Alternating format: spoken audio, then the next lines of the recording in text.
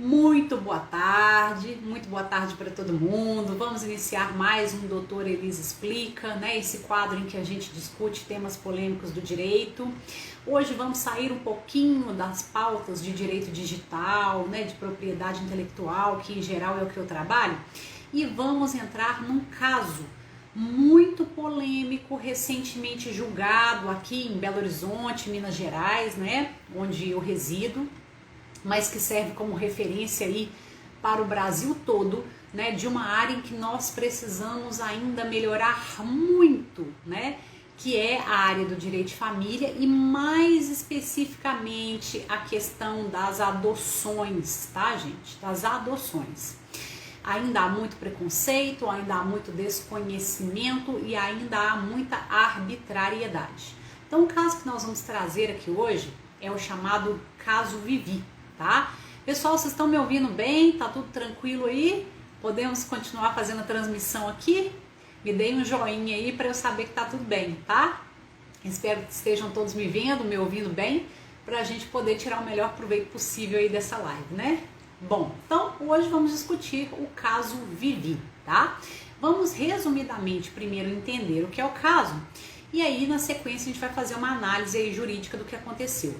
Então, basicamente, né, de maneira simplificada, o caso é de adoção de uma menina de 9 anos, né, chamada Vivi, aqui em Belo Horizonte, por um casal, tá? Um casal em 2014, tá? Conseguiu, então, lá no Sistema Nacional de Adoções, né, um sistema que hoje ele é coordenado pelo Conselho Nacional de Justiça, conseguiu então a adoção de uma criança chamada Vivi e conviveu como pais dessa criança, né, de 2015, quando eles assumiram a criança, né, a paternidade da criança, até 2020, tá? O que aconteceu?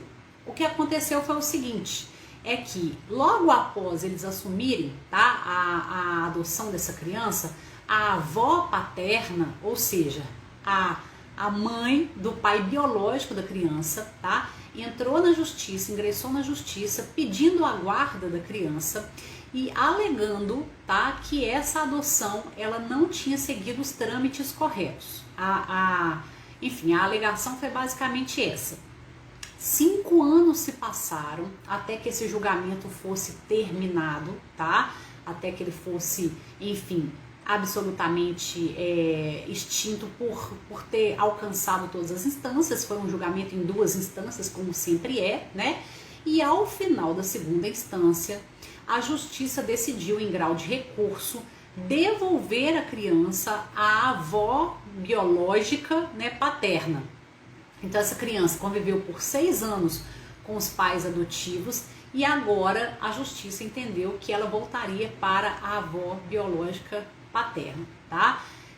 Basicamente o caso é esse. Ela, antes de ser entregue, os pais adotivos ainda recorreram, né, entraram com recurso que se chama embargo de declaração, conseguiram manter a Vivi sob a guarda deles até que esses embargos fossem julgados, mas agora no finalzinho de fevereiro o TJMG, o Tribunal de Justiça aqui de Minas, tá, também suspendeu, julgou negativamente e indeferiu esses embargos. E aí, então, né, ainda não houve notícia se ela efetivamente já voltou para casa da avó paterna. Se alguém tivesse informação, pode me passar, eu não encontrei. Mas a informação que se tem é de que a qualquer momento ela pode ser conduzida, né, então agora para a casa da avó paterna, ok? Então a decisão da justiça foi essa. Um detalhe é que ela estava num abrigo, tá, em 2014, quando ela foi adotada, né, pelos novos pais adotivos, porque os pais biológicos, eles estavam em pé de guerra, né, o ambiente doméstico era violento e houve uma ação de destituição de paternidade, tá, por parte do Ministério Público, que retirou os poderes parentais, ou seja, suspendeu, né, os poderes dos pais de criarem essa criança por falta de condições de estrutura psicológica de vida com essa criança, tá? Então ela ficou nesse abrigo, tá, alguns meses até que ela fosse disponibilizada para adoção. E durante esse tempo do abrigo, a avó biológica paterna não tomou nenhuma medida para poder deter pelo menos a guarda provisória dela até que a situação se resolvesse, né? A avó só entrou nessa discussão após a adoção da criança pelo casal, que passou regularmente pelo Sistema Nacional de Adoção. Tá bem? Então, assim, o caso basicamente é esse. E aí eu pergunto para vocês o seguinte, tá? Qual é o sentido, tá, para uma criança que conviveu dos 9 anos que ela tem, os últimos 6 anos de vida com um casal na qualidade de pais? Qual é o sentido na cabecinha dessa criança de retirá-la da casa desses pais, que para ela tanto faz se são biológicos ou não, né? São os pais que ela conhece, porque ela foi para esse lar com 3 anos de idade, ainda com pouca noção sobre si mesma, né? Então, qual é o sentido de retirá-la de lá e agora entregá-la à avó biológica, que para ela é uma ilustre desconhecida, né? Então, pessoal, essa decisão ela tem sido considerada extremamente arbitrária, polêmica, tá? Retrógrada, ou seja, uma decisão ultrapassada e uma decisão que não leva em consideração o melhor interesse da criança. Então, existe um princípio no Estatuto da Criança e do Adolescente e no Direito de Família que diz que as adoções elas devem obedecer ao melhor interesse da criança. Elas não existem para privilegiar os vínculos biológicos. E voltado, vou aproveitar essa pausinha aqui para cumprimentar todo mundo que está entrando aí na live. Olá, pessoal. Estamos falando aqui do caso Vivi, né? Um caso polêmico. E eu estava dizendo aqui, né, contando que essa decisão, então, que devolveu a Vivi, uma criança de 9 anos, à avó paterna, né, biológica paterna, depois dela ter convivido os últimos 6 anos da vida dela com pais adotivos, que é uma decisão arbitrária, tá? Porque ela não leva em consideração o melhor interesse da criança, que é o que realmente deve reger as adoções, né? E aí não sou eu que estou dizendo isso, é a lei, né? Então a lei entende que a adoção é para garantia dos interesses da criança, não é verdade? Então, gente, a adoção é coisa muito séria, né? E aí a gente fica pensando o seguinte, o que levou os desembargadores, né, lá na segunda instância do TJ a tomar essa decisão, né? Que para nós, enquanto leigos, claramente desrespeita os interesses da criança, né? Ou seja, claramente não leva em consideração o sentimento dela, o quanto ela deve estar nesse momento, né, ao ser transferida para a casa da avó paterna, biológica, a quem ela não conhece, com quem ela não convive, né, o sentimento que deve estar na cabecinha dela, de confusão, de abandono pelos pais que ela conhece, que são os pais adotivos, né, e que estão sofrendo grandemente, tá? Estão fazendo campanhas na internet de mobilização das pessoas, né, que estão assim, enfim, usando todos os recursos que eles podem para tentar manter em seu poder essa criança, né? O argumento que a avó paterna utilizou, a avó biológica, de que a adoção não foi regular, é um argumento que não condiz com a verdade, né? O casal adotou a criança através do Sistema Nacional de Adoção e não através da chamada adoção à brasileira, tá, pessoal? Que existe muito também. A adoção à brasileira é o famoso, eu peguei aquela criança para criar, como se fosse minha. Eu crio como minha desde que era pequena, né? Então a adoção à brasileira é a adoção não legalizada, não levada a registro, né? Ou seja, é a adoção que acontece de maneira informal. Mas não foi esse o caso, tá? Não foi esse o caso. Então esses pais tiveram acesso a essa criança dentro do sistema do Cadastro Nacional de Adoção, tá? Então, assim, não procede. Então a gente vê que, na verdade, o fundo dessa discussão é um fundo do vínculo biológico. Até que ponto o vínculo biológico pesa mais do que o vínculo socioafetivo, tá? Então hoje o direito de família, um direito super importante para todos nós, tá, gente? Então vocês devem estar falando assim, por que a Elis está falando de direito de família, né? Se não é a área dela. E não é mesmo, né? A minha área, vocês sabem, é direito digital, é propriedade intelectual, enfim, são esses direitos aí contemporâneos ligados ao mundo digital. Mas eu estou falando de direito de família porque ele é um dos direitos que é a base do nosso sistema, né? Se eu estou aqui conversando com vocês hoje com tranquilidade, né, é porque a minha família está estruturada, é porque eu tenho as garantias legais que a lei me dá, né, a garantia de parentalidade, de ser mãe dos meus filhos, né, enfim, toda a estrutura familiar que eu tenho e que é protegida pelo direito. Então, falar sobre direito de família é falar sobre a nossa estrutura, a nossa base, né? Enquanto cidadãos, pessoas, seres humanos, nós precisamos humanizar mais o direito. E aí, pessoal, o que acontece? O direito de família hoje, ele entende o conceito de família de forma muito ampliada. Mas assim, há muito já se superou essa ideia do vínculo biológico, de que a condição de pais e filhos se dá pelos laços sanguíneos, né? Porque nasceu daquele ventre, porque tem aquela genética, porque, enfim, isso já está superado, né? Superado. O conceito de família é um conceito de socioafetividade. E essa socioafetividade se dá por dois aspectos que compõem essa palavra, tá? Dois prefixos, né? Um prefixo e um sufixo. Você tem o sócio, que é a convivência. Então, para ser considerado família, tem que ter convivência próxima, tem que viver junto, tá? Então, tem que viver junto, tem que ter convivência próxima para ser considerado família. E se chama socioafetivo porque, além de conviver, tem que haver afetividade, tem que haver o cuidado, o carinho, o respeito mútuo. Então, o conceito de família hoje em dia, tá, para o direito de família, é o da socioafetividade. Não é o dos laços consanguíneos. Então, gente, errou o Tribunal de Justiça de Minas Gerais ao devolver a guarda dessa criança para a avó paterna biológica, né? Esse não é o melhor interesse da criança. A criança conviveu os últimos 6 anos da curta vida dela de 9 anos, né, junto aos pais, os pais adotivos, que para ela são os pais dela, né? A gente fala no direito em parentalidade. O que é parentalidade? É o vínculo de pai e mãe, tá? É o vínculo de quem se coloca na posição de pai e mãe. Não interessa se é realmente o pai ou a mãe biológica, é aquele que cria, aquele que prover subsistência, aquele que dá afeto, que dá carinho, aquele que se põe na condição de família socioafetiva, entende? Isso precisa ser considerado. E aí, gente, o Tribunal de Justiça de Minas Gerais adotou uma postura extremamente preconceituosa e ultrapassada.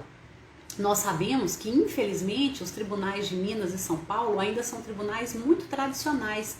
E sabe por quê? Porque eles refletem o nosso povo.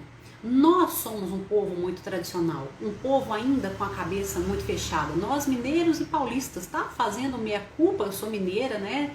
E, enfim, fazendo meia-culpa, tá? Porque isso é uma questão cultural. Nós vimos da política do café com leite, né? Dos coronéis nas fazendas, né? Da produção de agricultura de grande porte, tá? E isso reflete no nosso comportamento, né? Temos uma tendência a manter as coisas no seu formato tradicional, temos uma resistência ao novo.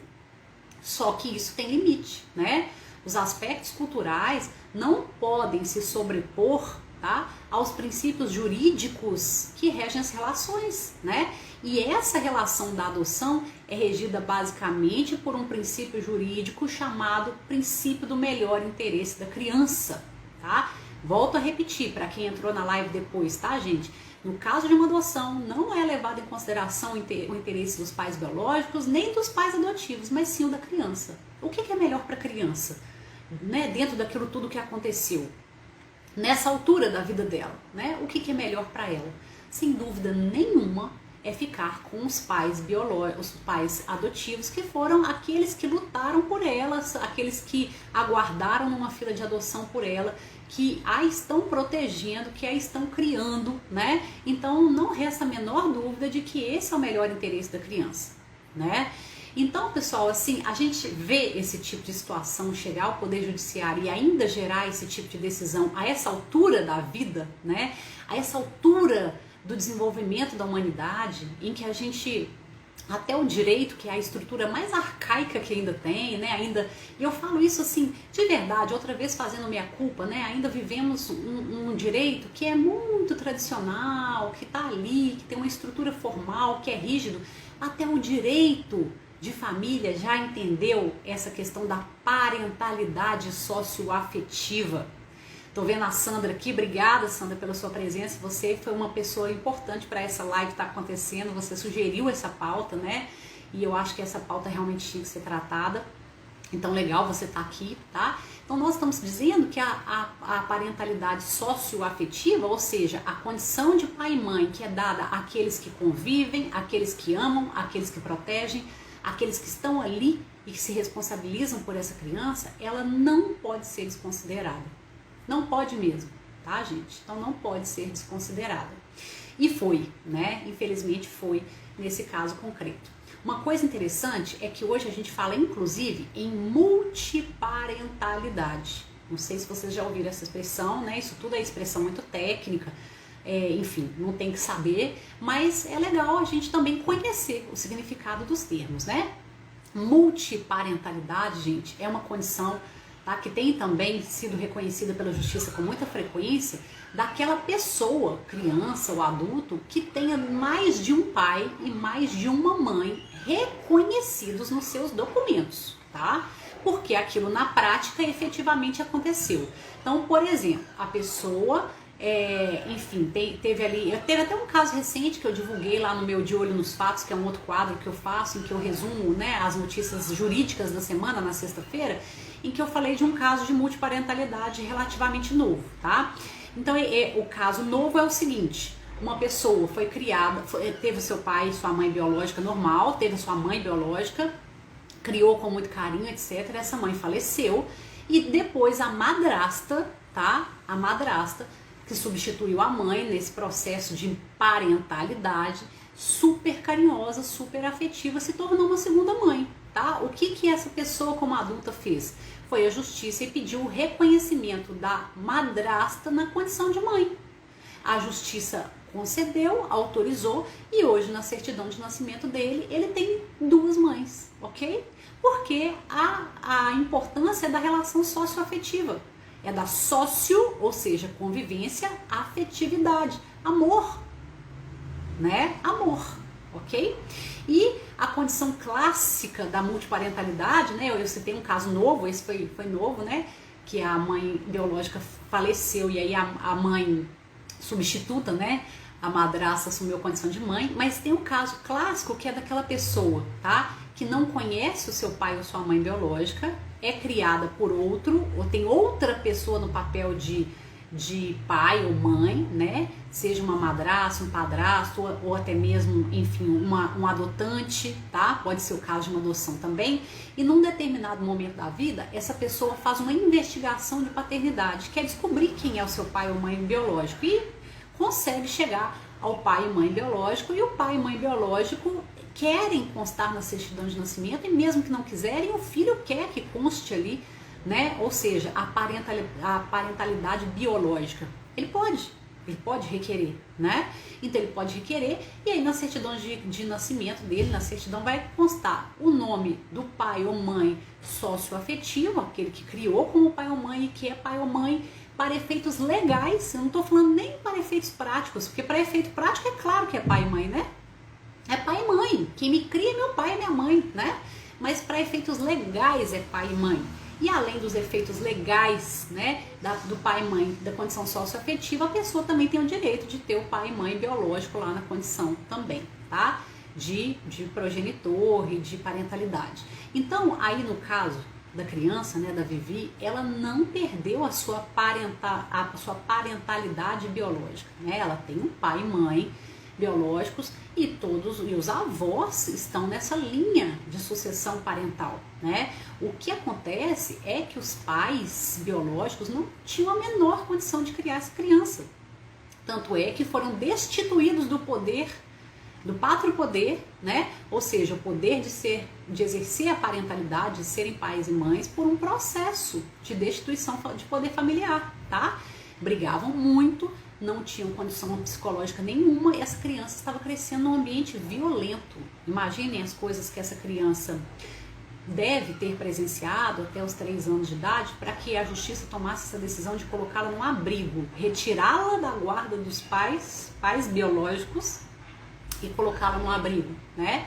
Então, só por isso nós temos aí para essa criança um abalo emocional muito grande, né? Aí ela encontra pais adotantes, pais, né? Parentalidade socioafetiva, fica 6 anos com esses pais adotantes, né? Que se adotaram é porque ele tem o maior amor, e isso é prova pelas campanhas que eles estão fazendo, pelos apelos que eles estão fazendo a todas as instâncias para ficarem com essa criança, né?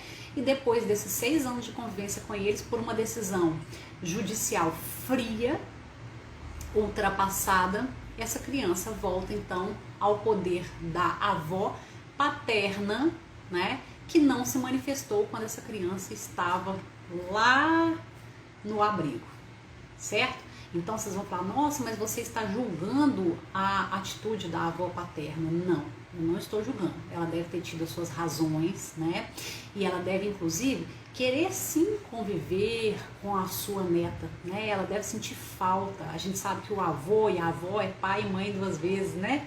É assim que a gente fala. Os avós têm direito à convivência, ok?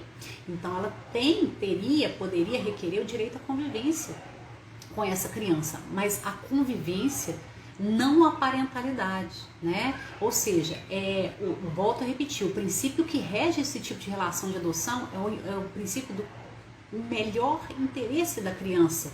O melhor interesse da criança era efetivamente permanecer com os pais socioafetivos, que são os pais adotantes, né? Sem prejuízo de visitas a essa avó, de contato com essa avó, de carinho por essa avó, porque isso só agrega para a criança, né? Certamente que não houve em nenhum momento nenhuma restrição a esse acesso à avó, né? A ação judicial não era nesse sentido, a ação era no sentido da guarda, ok?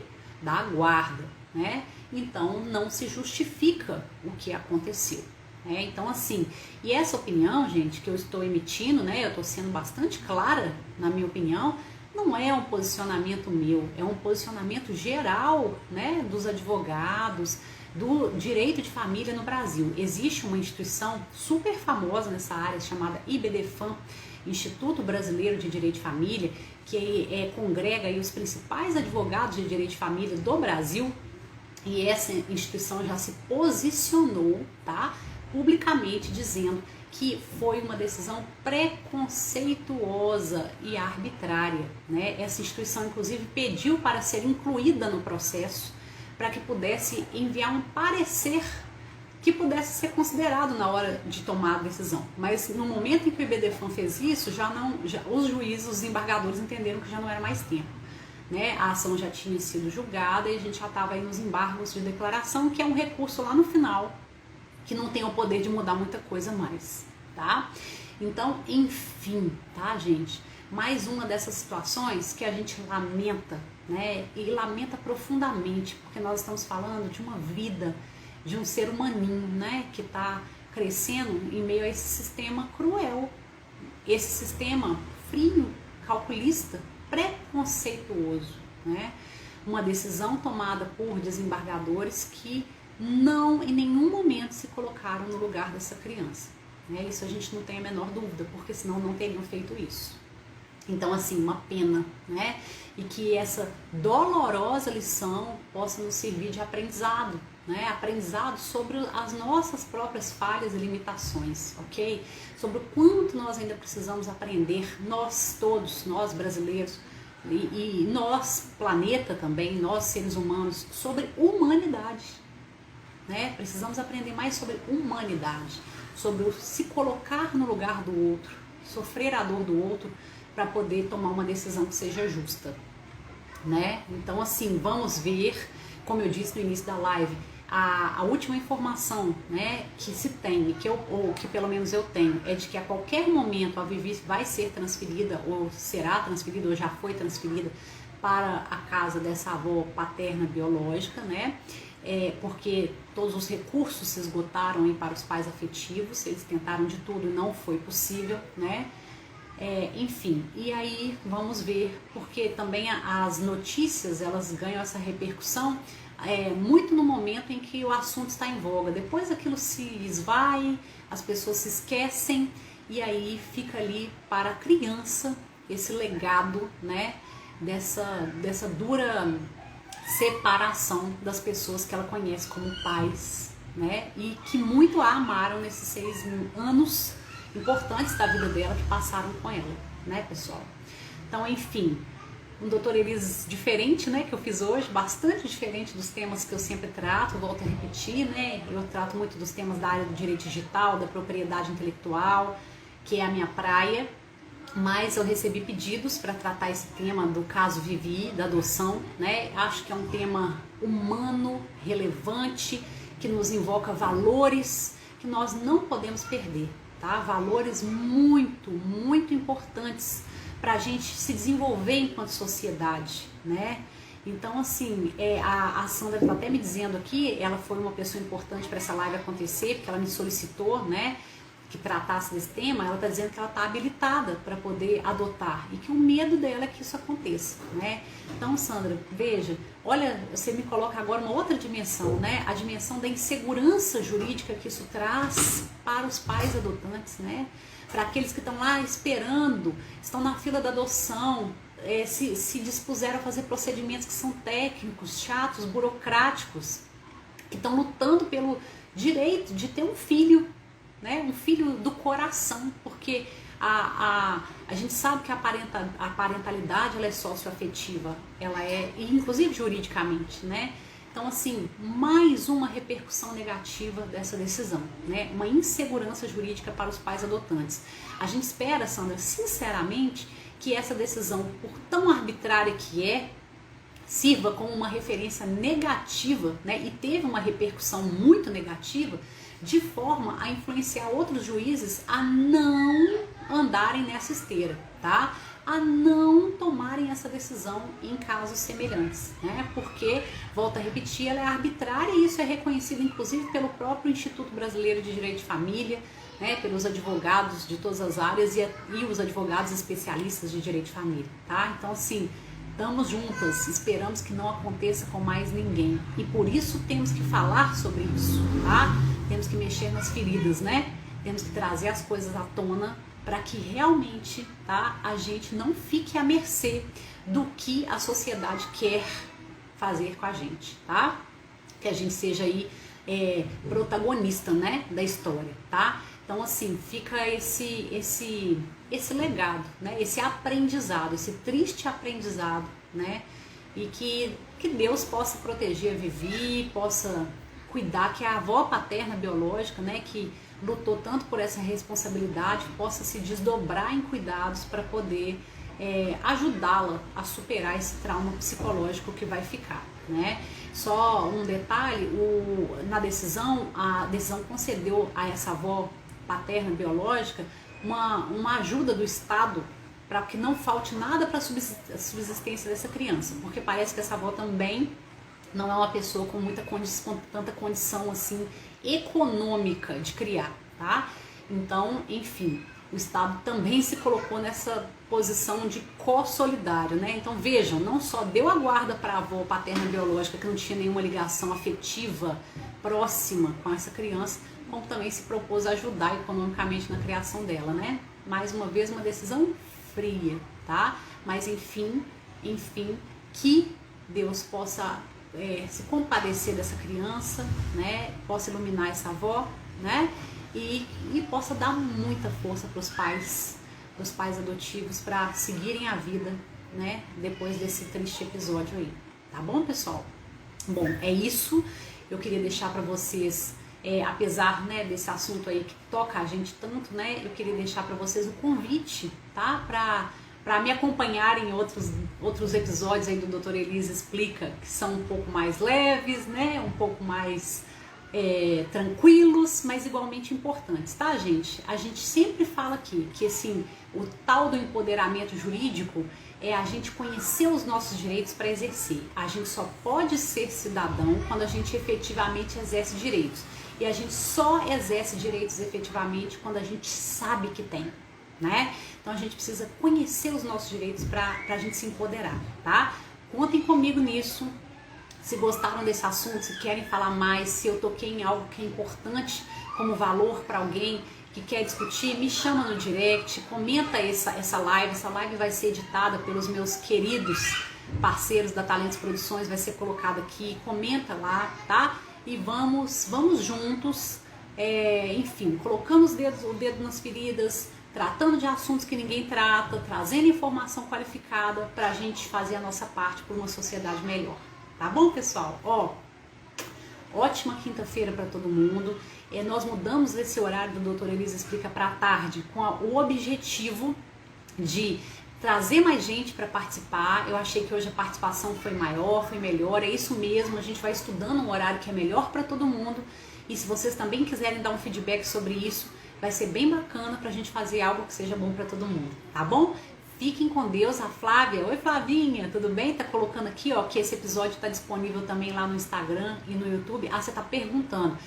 A gente acha, na verdade, Flavinha, pessoas, né, comentando tanto no Instagram quanto no YouTube, tá? Mas, você diz aqui a minha live, né? Não, a minha live, sim, você encontra ela primeiro no Instagram e logo em seguida lá no meu canal do YouTube também, tá?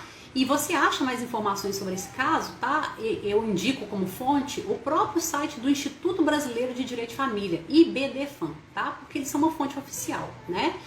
Tá bom? Então é isso, meu canal aqui, né? Meu perfil aqui, vocês já sabem, @elis.adv.br, meu canal no YouTube, ElisaDV, simples assim. Entra lá no YouTube, youtube.com e procura por ElisaDV, tudo junto. Acha rapidinho lá meu canal, tem esse e muitos outros assuntos lá. Tá bom, pessoal? Beijo no coração, fiquem com Deus e até semana que vem com outro Doutora Elisa Explica.